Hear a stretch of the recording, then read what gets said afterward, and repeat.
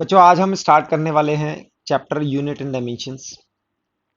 Unit and dimensions जानने से पहले पहले हम फिजिकल क्वांटिटीज को जानेंगे।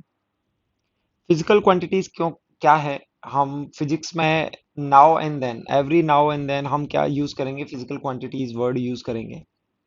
तो फिजिकल क्वांटिटी क्या होती है? Quantity which can be measured, यानी कि जिसको आप मेजर कर सकते हो, that is the quantity. In order to compare, किस लिए हम मेजर करते हैं? To in order to compare the physical quantity, यानी कि दो फिजिकल सिमिलर फिजिकल क्वांटिटी हैं, कौन बड़ा है कौन छोटा है कौन कितना ज्यादा है, उसको मेजरमेंट करने की जरूरत पड़ती है। फॉर एग्जाम्पल आपके पास एक लेंथ, लेंथ को मेजर करने के लिए, टाइम को मेजर करने के लिए, ऐसे ही और फिजिकल क्वांटिटीज को मेजर करने के लिए आपको जरूरत होती है यूनिट्स की। ठीक है, तो ये लेंथ, टाइम और भी फिजिकल क्वांटिटी है, जैसे प्रेशर हो गया, फोर्स हो गई। ठीक है, these are the physical quantities, इनको हमें मेजर करने की जरूरत पड़ती है। ठीक है, these are the physical quantities. इनको मेजर करने के लिए हमें जरूरत पड़ेगी यूनिट्स की। यूनिट क्या होती है? जैसे आपको कोई दूरी बोले कि आपकी ये दूरी है लाइक 7 स्टेप्स, दो पॉइंट के बीच में डिस्टेंस बताता है 7 स्टेप। तो यानी कि क्या हो गया, 1 स्टेप आपने जो लिया है उसको 7 टाइम मल्टीप्लाई कर दो, तो ये आपकी टोटल डिस्टेंस हो गया। तो यानी कि आप किसके टर्म्स में मेजर कर रहे हो? स्टेप्स के टर्म्स में। तो आप स्टेप आपकी एक यूनिट हो गई, यानी कि 1 यूनिट आपकी स्टेप हो गई। तो आप आपका मिनिमम जो मेजरमेंट है वो किस में हो रहा है? स्टेप्स में हो रहा है। एक स्टेप आपका मिनिमम मिनिमम मेजरमेंट है।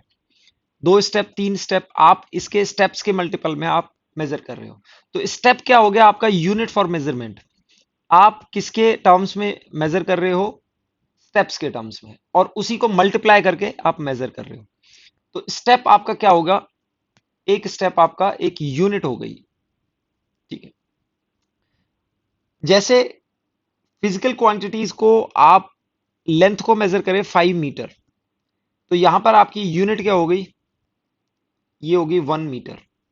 आपने 1 मीटर स्केल लिया, 1 मीटर स्केल को आपने लेट से 5 टाइम्स ऐसे की, तो this is 1 metre and again this is 1 metre and again this is metre.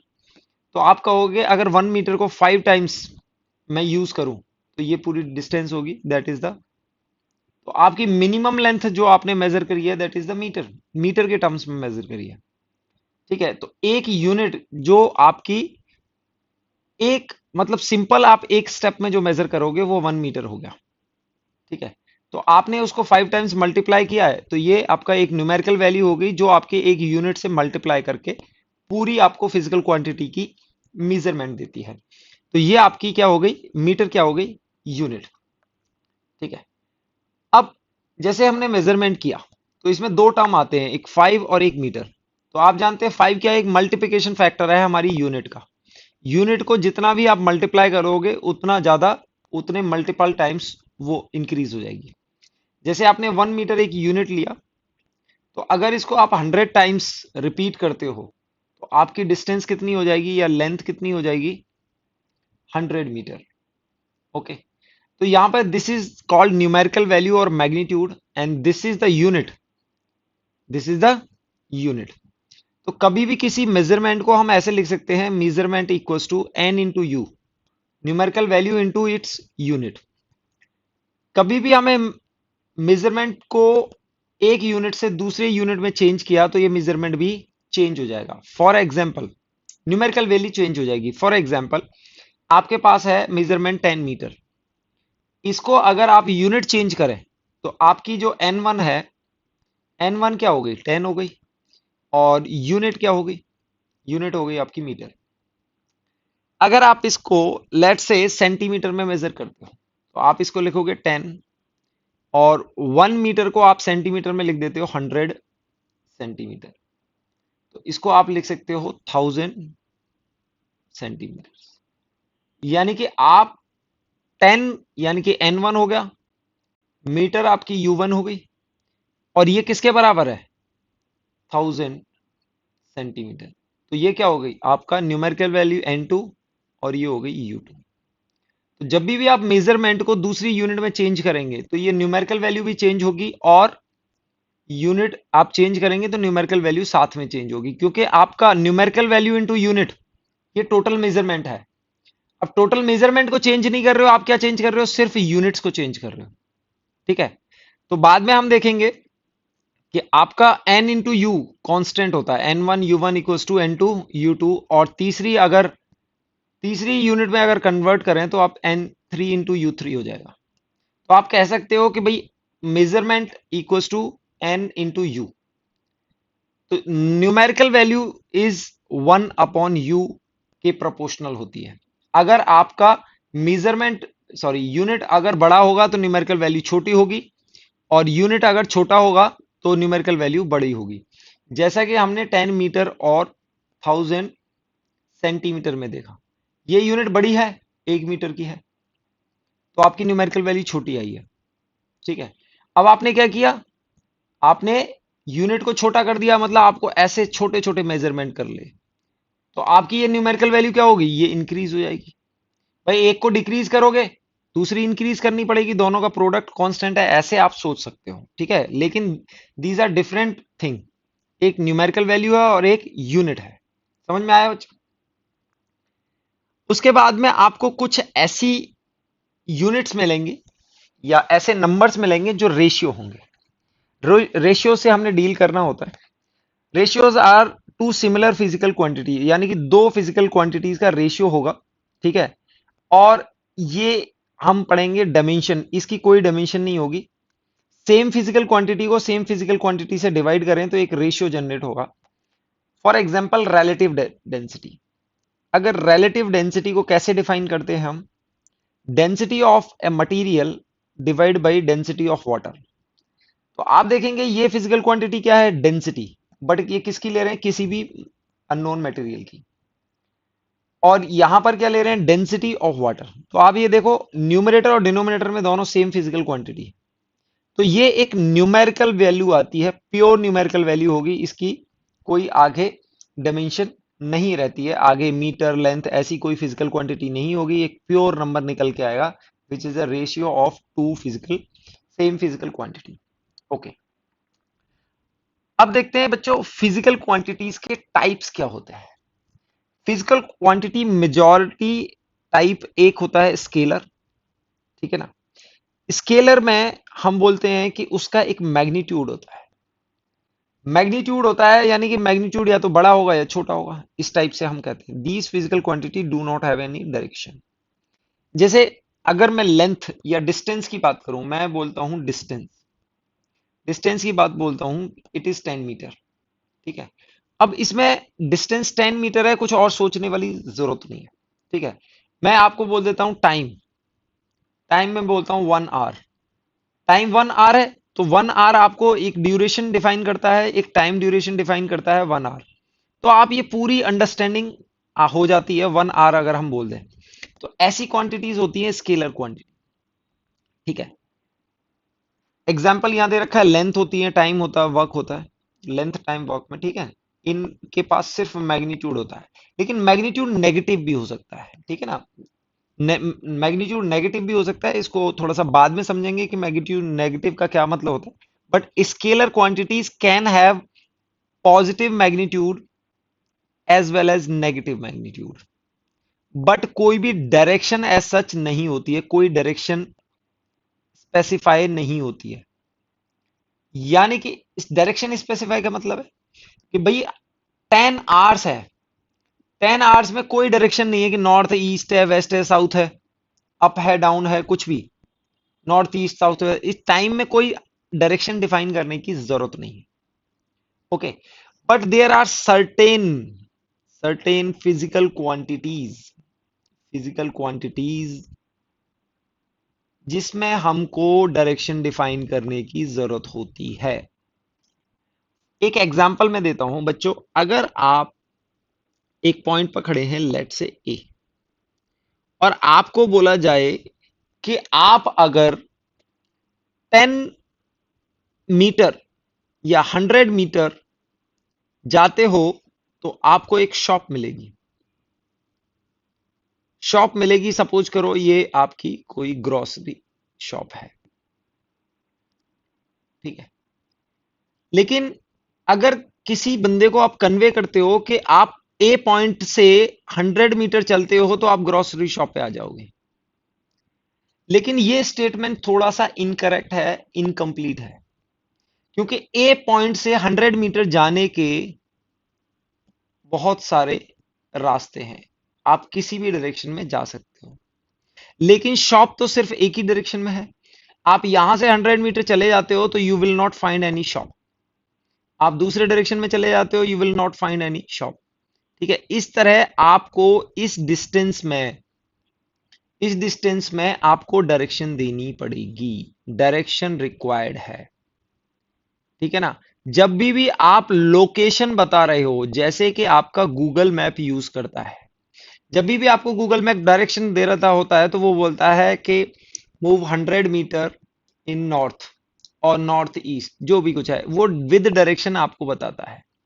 Take right then move 100 metre straight, ऐसे करके बोलता है।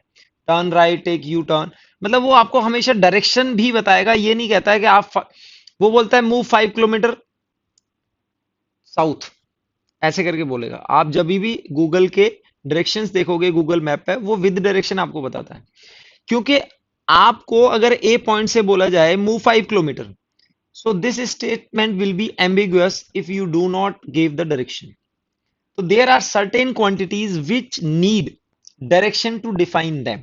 तो किसी पॉइंट से दूसरे पॉइंट की अगर लोकेशन आप डिफाइन कर रहे हो, you need direction to define them. So vector quantities होती हैं, एक होगा आपकी स्केलर हो गई और दूसरी क्वांटिटी होती है वेक्टर। वेक्टर में क्या होगा, मैग्नीट्यूड होगी बच्चों और उसका डायरेक्शन होगा, ओके।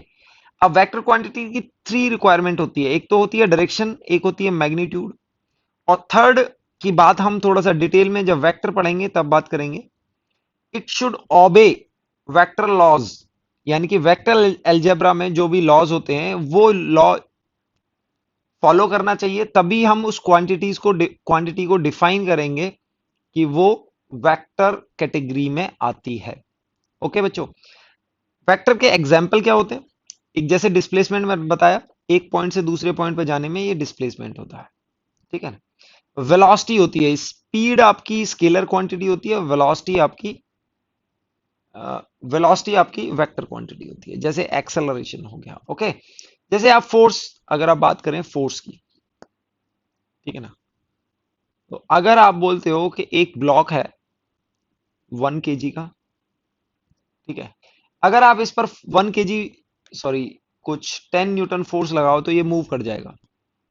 लेकिन अगर ये ऐसे हॉरिजेंटल प्लेन पर रखा हुआ है और आपने ऊपर से फोर्स लगा दी 10 न्यूटन, तो ये मूव नहीं करेगा।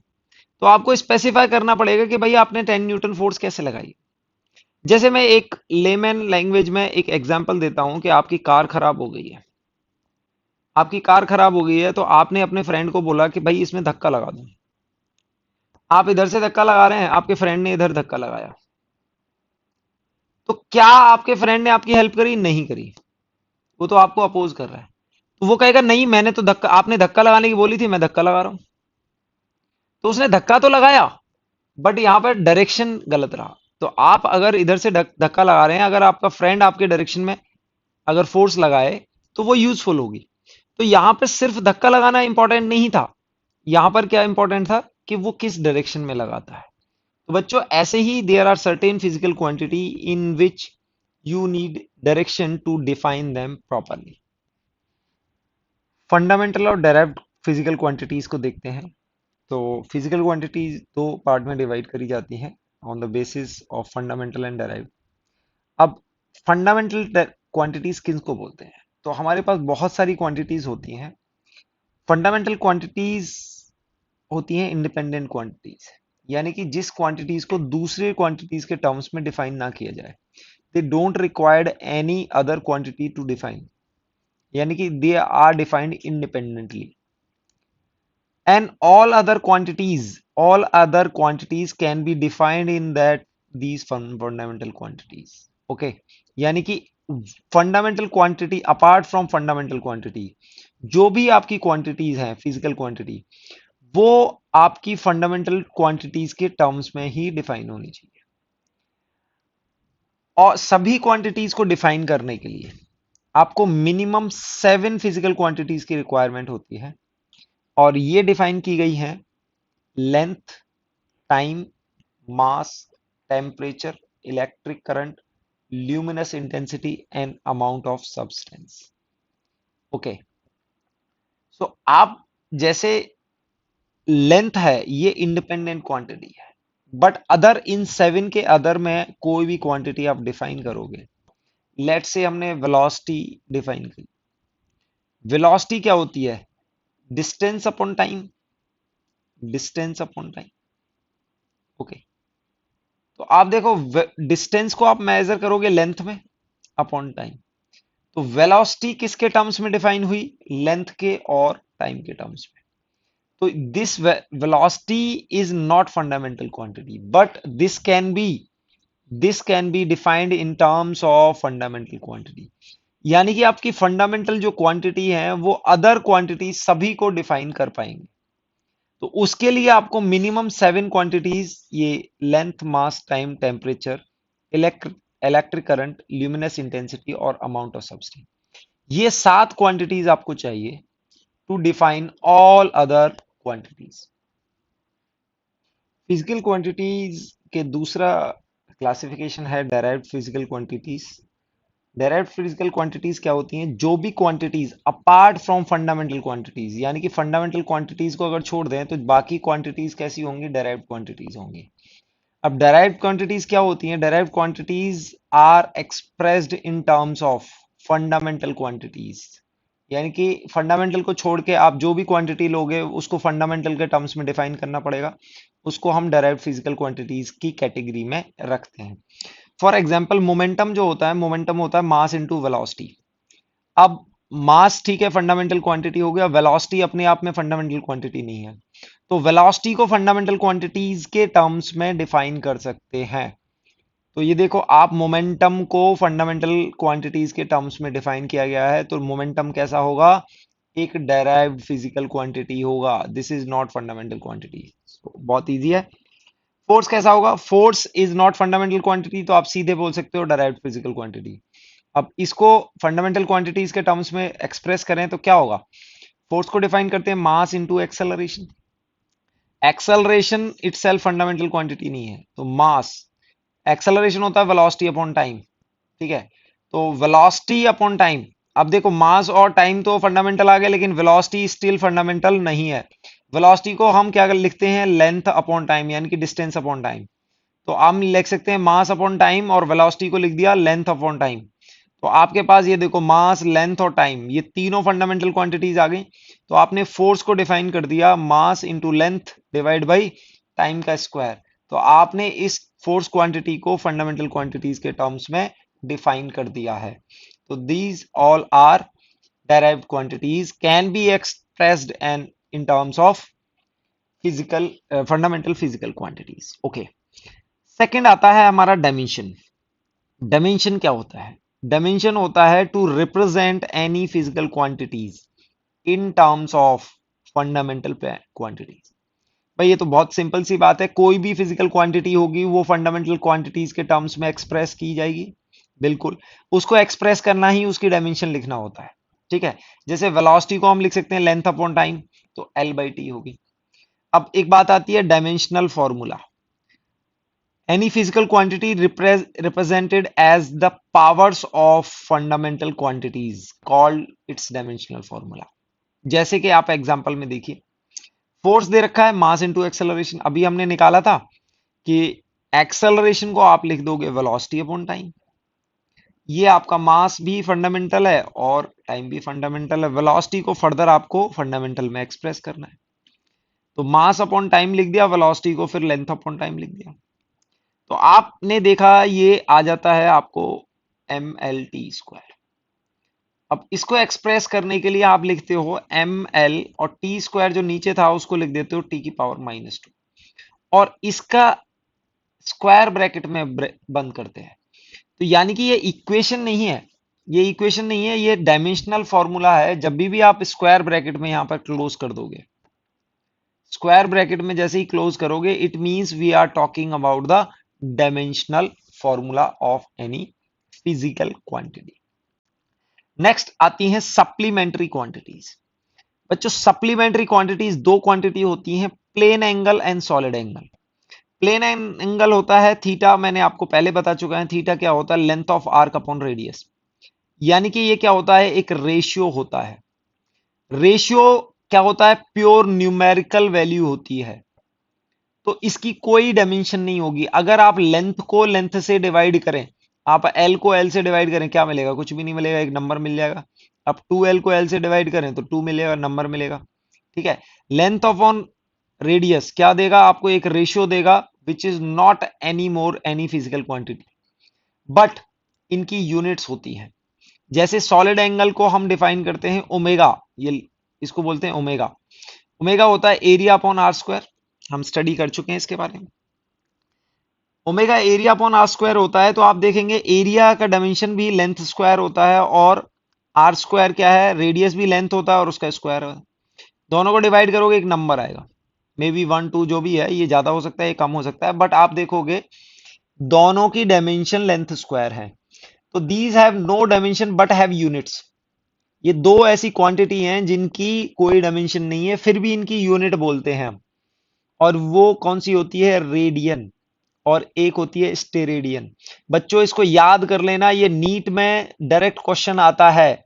Any physical quantities can have units without having dimension, without having dimension. अगर यहां डायमेंशन नहीं है लेकिन यूनिट फिर भी है। अगर किसकी डायमेंशन हुई, किसी की डायमेंशन हुई, डायमेंशन अगर है तो उसकी यूनिट कंफर्म है। तो किसी भी फिजिकल क्वांटिटीज की डायमेंशन नहीं है फिर भी यूनिट होगी, हो सकती है, मे बी। समझ में आ रहा है? यानी कि डायमेंशन नहीं है फिर भी यूनिट क्या हो सकती है? होगी। अगर हम बोलें कि डायमेंशन है, तो ऐसा पॉसिबल ही नहीं है यूनिट होगी। यूनिट तो 100% होगी। बात समझ में आई क्या? तो विदाउट डायमेंशन यूनिट पॉसिबल है, लेकिन विदाउट यूनिट डायमेंशन पॉसिबल नहीं है, क्योंकि एक बार जब डायमेंशन आ गई तो यूनिट होगी ही होगी। ठीक है। तो ऐसा पॉसिबल नहीं है, जैसे आप बोलते हैं यूनिट नहीं है लेकिन डायमेंशन है, दिस इज नॉट पॉसिबल। ये सीधे आपको नीट में तो पूछा ही जाता है, कई बार पूछा गया है, ये ऑप्शन मैच कर जाता है। तो बच्चों इसको अच्छी तरह याद कर लेना। ठीक है। अब तो बच्चों जैसे हम फर्स्ट ऑफ ऑल बहुत इजीली है, हम एरिया का डायमेंशन निकालें या वॉल्यूम का, हम देखते हैं वॉल्यूम की अगर डायमेंशन निकालें, तो बच्चों वॉल्यूम को आप लिख सकते हो length into length into length. तो वॉल्यूम की अगर डायमेंशन निकालें, तो डायमेंशन अगर हम बात करते हैं तो उसको स्क्वायर ब्रैकेट में बात करते हैं, क्योंकि हम फॉर्मूला की बात नहीं कर रहे हैं। तो वॉल्यूम का डायमेंशन क्या हो जाएगा बच्चों? L Q. ये वॉल्यूम का डायमेंशन हो जाएगा। तो धीमे धीमे हम सबकी निकालते हैं। जो फंडामेंटल है, देखो मास को हम एम से रिप्रेजेंट करेंगे, लेंथ को एल से, टी को टाइम से। ठीक है। अभी इन तीनों को यूज करते हुए आगे हम डायमेंशन निकालें। फर्दर हमें टेम्परेचर की जरूरत पड़ेगी। टेम्परेचर को जनरली के से रिप्रेजेंट कर देते हैं। ओके। और आपको करंट की जरूरत पड़ेगी, इलेक्ट्रिक करंट की जरूरत पड़ी तो अगर उसको आई से रिप्रेजेंट कर देंगे। ओके। मोल्स और ल्यूमिनस इंटेंसिटी की जरूरत पड़ेगी तो उसको हम सी डी या फिर एन से रिप्रेजेंट कर देंगे। जब जरूरत पड़ेगी हम बताएंगे कि किस अल्फाबेट से उसको यूज कर सकते हैं। तो फर्स्ट ऑफ ऑल हम वन बाय वन निकाल देते हैं कि वेलोसिटी, वेलोसिटी को लेंथ अपॉन टाइम लिखते हैं, लेंथ अपॉन टाइम। तो वेलोसिटी का आप फॉर्मूला लिख सकते हो Lt-1। इसके बाद हम एक्सेलरेशन की बात करते हैं। Acceleration is defined as velocity upon time, और वेलोसिटी का फॉर्मूला है T-1 और अपॉन टाइम। इसको स्क्वायर ब्रैकेट में बंद करेंगे और ये हो जाएगा Lt-2। तो आपके पास एक्सेलरेशन का फॉर्मूला आ गया Lt-2। इसके बाद हम फोर्स की बात करेंगे। फोर्स क्या होता है? Mass into acceleration, mass into acceleration. तो हम क्या करेंगे? मास और एक्सेलरेशन की जगह हम क्या रखेंगे, एल टी माइनस टू। यहां से हमने एक्सेलरेशन का फॉर्मूला यूज कर लिया। तो आपके पास फटाफट से लिख देंगे आप एल टी माइनस टू। ये आ गया आपका फोर्स का। नेक्स्ट हम देखेंगे कि अगर प्रेशर की डायमेंशन लगानी है, प्रेशर को आप फॉर्मूले से जाएंगे कि फोर्स अपॉन एरिया। फोर्स आप यहां से हमने पहले निकाल चुके हैं, M L T minus two. Area क्या होता है, लेंथ इंटू लेंथ बच्चों। तो आप देखेंगे this is M L T minus two और एल की पावर टू। तो ये ऊपर जाके क्या बनेगा, एम एल और एल की power minus two T minus two. Finally आप इसको लिखेंगे L M L minus one T minus two. तो ये बच्चों माइनस टू है और ये वन है, तो ये टोटल कितना हो जाएगा, एल की पावर माइनस वन हो जाएगा। और लास्ट में इसको आप स्क्वायर ब्रैकेट से बंद करें। तो ये किसकी आ गई डायमेंशन, आपको प्रेशर की डायमेंशन आ गई। तो इस तरह आप जैसे निकाल सकते हैं वर्क की डायमेंशन। वर्क बच्चों में आपको फॉर्मूला बताता हूं, ये होता है force into displacement. Force into displacement. तो हम फोर्स की डायमेंशन हम यहां से बोरो कर सकते हैं, यानी कि आप याद भी कर सकते हैं इसको। This is M L T minus two, M L T minus two. और इस तरह से आप डिस्प्लेसमेंट क्या होता है बच्चों, डिस्प्लेसमेंट कौन सी फिजिकल क्वांटिटी में मेजर किया जाएगा, डिस्प्लेसमेंट तो लेंथ में ही मेजर किया जाएगा। तो इसको आप लेंथ लिख देंगे। तो आपके पास आ जाएगा M L square T minus two. Okay, आप एनर्जी की डायमेंशन निकालें। एनर्जी की अगर डायमेंशन निकालें तो एनर्जी की क्या होती है बच्चों, जैसे मैं अगर आपको एनर्जी, काइनेटिक एनर्जी का फॉर्मूला बताता हूं, हाफ एम वी स्क्वायर। यानी कि मास है, ये वेलोसिटी का स्क्वायर है। तो बच्चों इसकी अगर डायमेंशन लें तो हाफ की कोई डायमेंशन नहीं होती है, नंबर है। तो हमारे पास एम वी स्क्वायर की डायमेंशन के बराबर आएगा। एम को हम सिंपल कैपिटल एम से रिप्रेजेंट करेंगे, वेलोसिटी को हम लेंथ अपॉन टाइम से रिप्रेजेंट करेंगे, और इसका स्क्वायर स्क्वायर ब्रैकेट में बंद कर देंगे। तो ये हो जाएगा एम एल स्क्वायर। टी की पावर क्या होगी, नीचे स्क्वायर, स्क्वायर ब्रैकेट बंद हो गया। आप ये देखेंगे एम एल स्क्वायर, और नीचे डिनोमिनेटर में टी की पावर है तो ये ऊपर आएगी तो माइनस टू हो जाएगी। अगेन स्क्वायर ब्रैकेट में बंद करेंगे, और आप देखेंगे कि एनर्जी और वर्क की डायमेंशन सेम आ रही है। तो आगे आप देखेंगे अगर एक होता है टॉर्क, जो बच्चों आगे चैप्टर में आके पढ़ेंगे, बट मैं आपको फॉर्मूला बताता हूं। टॉर्क को डिफाइन करते हैं फोर्स इनटू परपेंडिकुलर डिस्टेंस। तो आप देखो वर्क भी फोर्स इनटू परपेंडिकुलर डिस्टेंस होता है। ये दोनों डिफरेंट फिजिकल क्वांटिटी हैं। टॉर्क और वर्क कैसी हैं, डिफरेंट फिजिकल क्वांटिटी हैं, बट इन दोनों का डायमेंशन सेम आने वाला है। कैसे, फोर्स को आप लिखोगे M L T minus two, और लेंथ को आप लिखोगे एल। तो आपके पास M L square T minus two, यानी कि टॉर्क की और वर्क की सेम डायमेंशन आ रही है, but these are different physical quantity. तो भाई नीट वाले बच्चों, यहां पर एक आपके लिए क्वेश्चन बन जाता है। क्वेश्चन आता है कि भाई two physical quantity can have, two different physical quantity can have same dimension, true और फॉल्स, सेम डायमेंशन। तो देखो वर्क और टॉर्क ऑल टुगेदर डिफरेंट हैं, लेकिन उन दोनों की सेम डायमेंशन है, बिल्कुल हाँ। तो ये होगा ट्रू। समझ में आ रही है बच्चों। तो दो फिजिकल क्वांटिटीज की क्या होगा, क्या होगा, different, sorry, different physical quantity है लेकिन उनकी डायमेंशन सेम है। तो ऐसे ही एक क्वांटिटी होती है स्ट्रेस।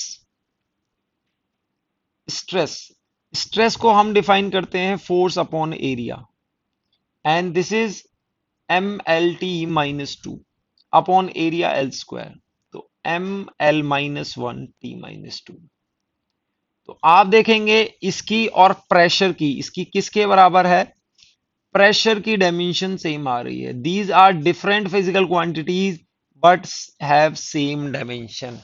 तो बच्चों इसी प्रकार से हम डिफरेंट डिफरेंट फॉर्मूलेज के थ्रू हम डिफरेंट डिफरेंट क्वांटिटीज की डायमेंशन निकाल सकते हैं। यहाँ पे बच्चों मैंने एक होमवर्क दे रखा है, आप इनके डायमेंशन निकालेंगे। पहला है मोमेंटम, जिसको पी से रिप्रेजेंट करते हैं, उसका फॉर्मूला भी मैंने आपको दे रखा है एमवी। दूसरा है इम्पल्स, जिसको आई से रिप्रेजेंट करते हैं, फॉर्मूला है एफ इंटू टी। एफ में क्या है? फोर्स, टी आपका टाइम है, पी इज द पावर। ठीक है ना, पावर को डिफाइन किया फोर्स इंटू वेलोसिटी। ध्यान से सुनना, वी क्या है? वेलोसिटी, फोर्स क्या है? एफ। डेंसिटी, डेंसिटी को रो से रिप्रेजेंट करते हैं और इसका फॉर्मूला है mass upon volume. Surface mass density sigma हमने पहले पढ़ चुके हैं, mass per unit area. Linear mass density lambda से रिप्रेजेंट करते हैं इसको, दिस इज लेमडा, और ये होती है मास पर यूनिट लेंथ। तो इन सब की आप होमवर्क में क्या करेंगे? आप होमवर्क में इनकी क्या निकालेंगे? इनकी डायमेंशन निकालेंगे। यहाँ पर एक क्वेश्चन पूछा हुआ है, ये नीट 2004 और 1992 में दो बार आ चुका क्वेश्चन है। Dimensional formula of universal gravitation constant. Universal gravitation constant के लिए पहले हम ग्रेविटेशनल फॉर्मूला लिखेंगे, m1 g m1 m2 by are square, ये होता है। तो g का हमने डायमेंशन निकालना है। तो g का डायमेंशन निकालने के लिए हमारी अप्रोच कैसी रहेगी? हम क्या करेंगे? f इंटू आर स्क्वायर, ये मल्टीप्लाई कर देंगे अपॉन m1 इंटू m2, ये g होगा, ये फॉर्मूला हो गया। g का डायमेंशन निकालेंगे, यानी कि हम LHS का डायमेंशन इक्वल टू RHS का डायमेंशन। तो यहाँ पर वन बाय वन हम फोर्स का डायमेंशन लिखेंगे। फोर्स का डायमेंशन हमने MLT माइनस 2 निकाला है। आर स्क्वायर क्या होगा? दिस इज द डिस्टेंस, तो उसको एल स्क्वायर से मल्टीप्लाई कर देंगे। नीचे क्या होगा? ये मास है, तो मास और मास इन दोनों का डायमेंशन एम एम होगा, तो हम उसको एम स्क्वायर लिख देंगे। ये फाइनली आपके पास जी का डायमेंशन आएगा। तो आप इसको कैलकुलेट करके देख सकते हैं, नीचे m की पावर 2 है और ये m की पावर 1 है, तो फाइनली आपके पास m की पावर -1 आ जाएगी। और यहाँ पर l की पावर 2 और l की पावर 1, यानी कि l की पावर 3 आने वाली है और t की पावर -2 आने वाली है। तो आपके पास आ जाएगी l की पावर 2 एंड t की पावर -2। ठीक है, सॉरी, l की पावर 3 और t की पावर -2, ये g हो जाएगी। आप मैच कर सकते हैं किसकी? तो आपका आंसर आ जाएगा a। ये ए आंसर हो गया। इजी क्वेश्चन था, नीट 2004 और 1992 में पूछा गया। नेक्स्ट क्वेश्चन देखते हैं। देखो, अभी हमने डायमेंशन निकाली थी, सीधा क्वेश्चन पूछा हुआ है प्रेशर की डायमेंशन का। Which of the following had the dimension of pressure, सीधा पूछा हुआ है। तो बच्चों क्या होता है? प्रेशर फोर्स अपॉन एरिया, यानी कि फट से आप MLT-2 अपॉन एल स्क्वायर करेंगे, कटेगा यहां से, एल की पावर -1 आएगी, फटाक से आप लिख देंगे बी, ML-1 T-2। आगे देखो, आगे दिया हुआ है, नीट में पूछा हुआ है, अगेन ये नीट का क्वेश्चन है और ये भी नीट का क्वेश्चन 94 और 1990 में पूछा गया। Dimensional formula of torque. Torque बच्चों मैंने अभी बताया आपको, टॉर्क जो डिफाइन होता है फोर्स इंटू डिस्टेंस डिफाइंड होता है। बाद में हम रोटेशन वाले चैप्टर में पढ़ेंगे, फोर्स इंटू परपेंडिकुलर डिस्टेंस होता है।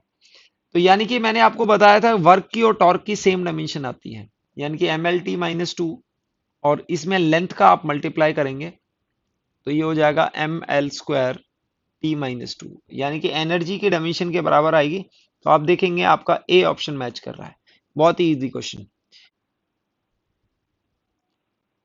यहाँ पर आप क्वेश्चन देखेंगे, क्वेश्चन पूछा हुआ है pair of quantities having the same dimension, impulse. तो ऑप्शन दे रखे हैं आपको, impulse, surface tension, angular momentum, work, work torque, Young's modulus and energy. तो बच्चों अभी हमने देखा था वर्क और टॉर्क के दोनों के सेम डायमेंशन होते हैं, आप इसको याद भी कर सकते हैं। और हमने बताया था कि टॉर्क भी क्या होता है? Force into distance. Torque force होता है परपेंडिकुलर डिस्टेंस, और वर्क भी होता है फोर्स इनटू डिस्प्लेसमेंट। ये दोनों डिफरेंट फिजिकल क्वांटिटी हैं, बट दोनों के डायमेंशन सेम आ जाते हैं। तो यहाँ पर ये आपका आंसर हो जाएगा, जो हमने पहले डिस्कस किया था, सीधे नीट में पूछा हुआ है। आगे देखो, डायमेंशन ऑफ एंगुलर मोमेंटम। बच्चों एंगुलर मोमेंटम आने वाले चैप्टर्स में पढ़ोगे। एंगुलर मोमेंटम को डिफाइन करते हैं m into velocity into distance, MVR, यानी कि मास into length by time into into length. तो ये हो जाएगा आपका ML² इंटू T-1, ये आपका फॉर्मूला हो जाएगा। तो आप देख सकते हैं ML² इंटू T-1 कौन सा है? डी ऑप्शन आपका करेक्ट ऑप्शन हो जाएगा। तो इस तरह से आप इन सब के डायमेंशन निकाल सकते हैं।